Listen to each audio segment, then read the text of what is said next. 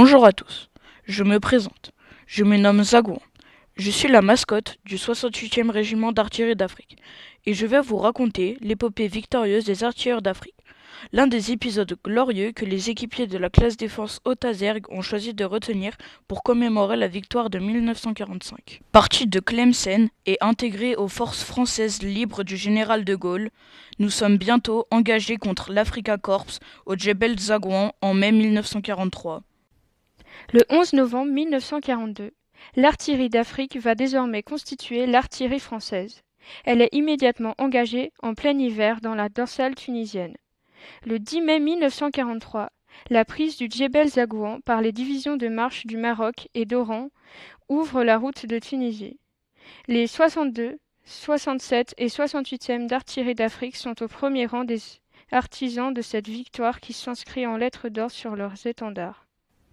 Remarqués par notre comportement exemplaire durant la campagne de Tunisie, les artilleurs d'Afrique ont les honneurs d'être choisis pour débarquer en Provence en août 1944, au sein de la première division blindée. C'est en Provence que débarquent les 260 000 hommes de l'armée d'Afrique. Les automoteurs du 68e régiment d'artillerie d'Afrique sont partis les premiers. Dès le 15 août, à s'élancer avec la première division blindée du général Touzet, du vigier des plages de la Nartelle à Marseille, qui tombe le 28, tandis que les 67e et 67e régiments d'artillerie d'Afrique participent aux durs combats de Toulon. Ça y est, nous avons mis un pied dans notre pays. Le combat pour la libération commence et nous porte très vite vers Marseille, où les combats seront particulièrement violents. La bataille de Marseille se déroula du 21 au 28 août 1944. C'est l'ensemble des actions et combats qui menèrent à la libération de Marseille, occupée par les Allemands depuis 1942. Mais le 24 août 1944, un drame se produisit. Au milieu des combats de rue, sournois et meurtriers, dans les faubourgs nord de Marseille, le colonel Rousset, à la recherche de positions pour ses batteries, est mortellement frappé d'une balle. Le 68e perd ce jour-là le chef qui l'a créé. Son nom reste ainsi à jamais sur son écusson et son étendard. Direction Villefranche-sur-Saône et Anse, qui deviendra notre ville marraine.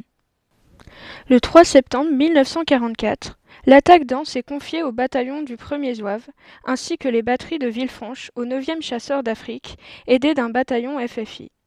Ainsi, l'attaque se déclenche, la progression dans les rives s'avère lente et les combats violents.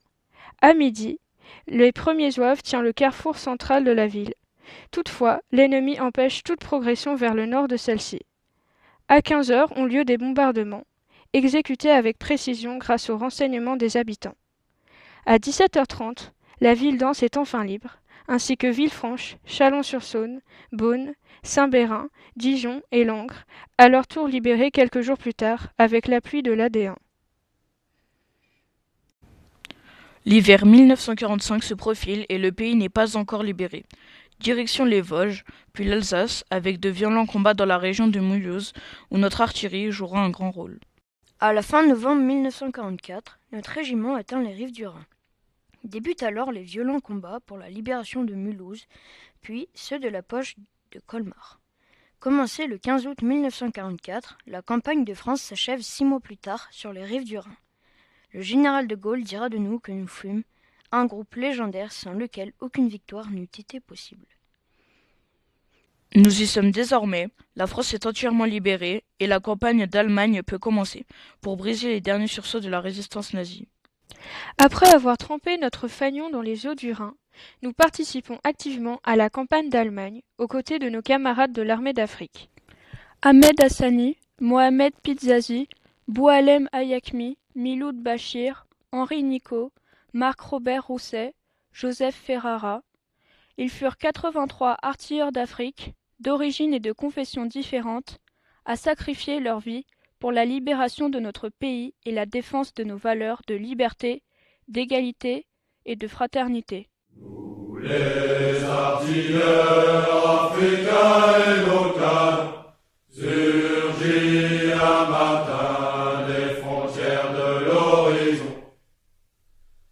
Nous avons quitté les dunes et les monts de Tlemcen, leurs ombres claires de lune et leurs sources d'Éden. Au Djebel,